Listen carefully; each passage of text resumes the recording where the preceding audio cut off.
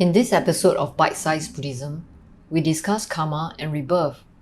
Although karma and rebirth is a key teaching of Buddhism, rebirth was not mentioned specifically by the Buddha. In the last lessons, we talk about there being no permanent, substantial self or individual. An individual is made of 5 interdependent and ever-changing forces called the 5 aggregates by the Buddha. The idea of a person that is never-changing and permanent is a static concept in an ever-changing dynamic world. Does it matter whether we cling on to the idea of a self or identity? When there is an idea of a self, there is also the need for power and success, which is supported by greed and selfishness. And this is what we saw in the global financial collapse in 2008, when some managers wanting profits and large bonuses traded unreliable mortgage bonds. And because there is a self-identity, there is also national identity, where different people are discriminated against. For example, because of the coronavirus, which was discovered first in China, people say that the virus originates from Asians, but as we have seen for ourselves, viruses have no discrimination when it comes to the color of our skin. And again, because of a self-identity, there is cultural identity, where millions of Jews were killed in World War II. In fact, you can hardly tell a Jew apart from other Western races. If we do not hold to the concept of a self-identity, perhaps we'll be able to see that the way we look and speak differently are due to environmental conditions which our ancestors had adapted to. With this understanding, there will be more tolerance, love, and harmony in the world instead. Also, if we do not hold onto the concept of a self, we may not have the concept that nature is different from us. After all, our bodies obey the laws of nature and is a part of nature. And without a self that is different from nature, we might have been able to live in harmony with, instead of suppressing nature. If there is no person or soul, who commits karma and who takes rebirth? In fact, in the Buddha's teachings, he did not mention the word rebirth. However, let's take a look at karma and rebirth in Buddhism according to Buddhadasa Bhikkhu, a well-known and influential Thai monk of the 20th century. Buddhadasa Bhikkhu said that the teaching of no self from the Buddha has no place for rebirth. Buddhadasa Bhikkhu developed the view that those who have penetrated the essential nature of religions consider all religions to be inwardly the same. Therefore, there is no such thing as religion at all. When it comes to karma, most people often misunderstand karma as the laws of rewards and punishment or retribution. And this is a wrong view of what karma is. Karma just means action or deed. When we take an action, we would have thought about it first. And in the thinking, the action is already taken through intention before the body takes action.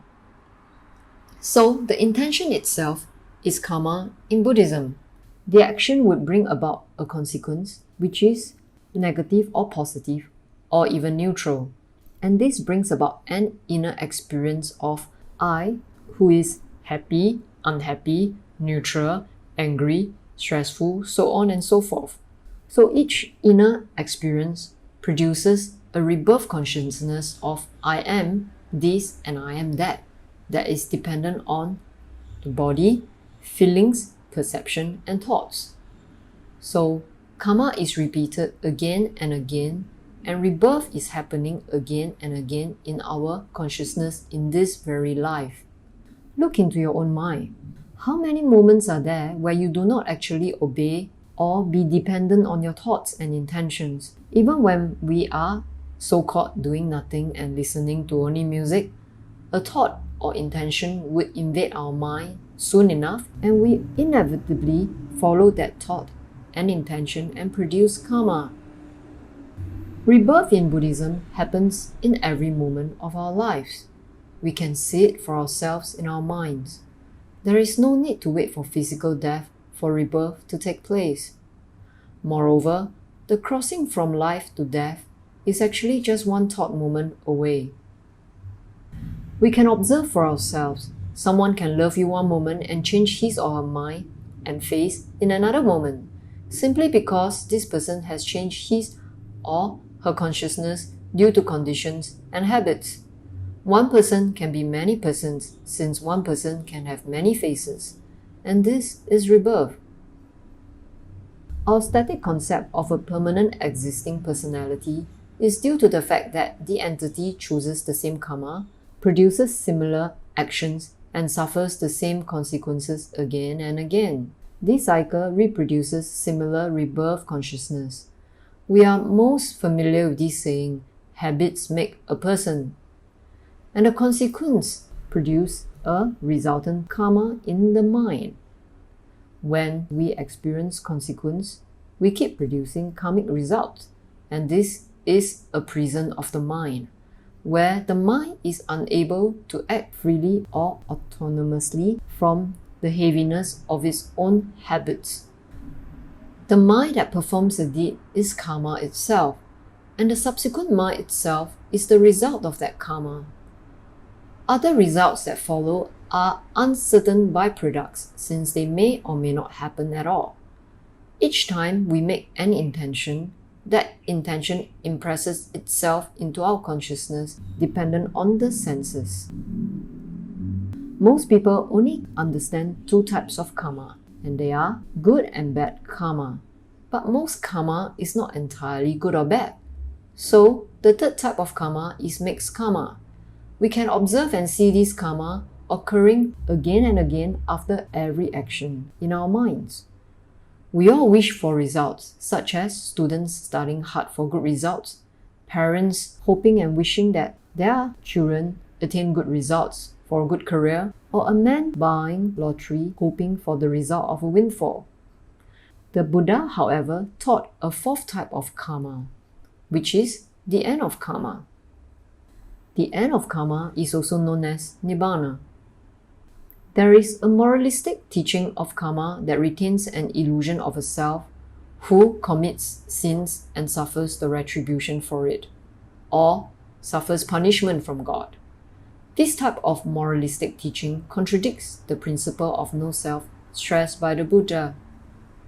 If we can see how actions reproduces rebirth consciousness over and over again without voluntary control, it is evident there is no self but a natural process going on. Despite the teaching of no permanent sustainable identity, there is that consciousness that experiences the happiness or misery of karmic deeds. Is there a way for the consciousness to be above karmic deeds and release the prison it has built for itself? Any movement of thought that comes with intention, supported by greed, aversion, and delusion, is karma.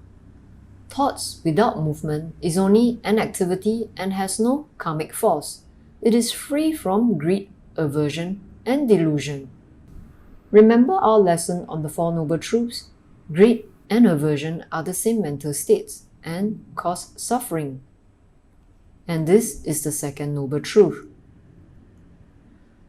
We also showed this very simple example of greed, aversion, and delusion in a previous lesson. Greed arises in wanting to eat the burger. Aversion when a strand of hair is found in the burger, and delusion when we are confused with our mind state whether to eat or not to eat. A mind unburdened by greed would not be disgusted by the hair in the burger, as it has no expectations. Since it has no expectations, this mind would not be deluded, and it would simply choose to eat or not eat the burger without suffering any heaviness or dissatisfaction and confusion in the mind. Nibbana is freedom and liberation from karma and its results.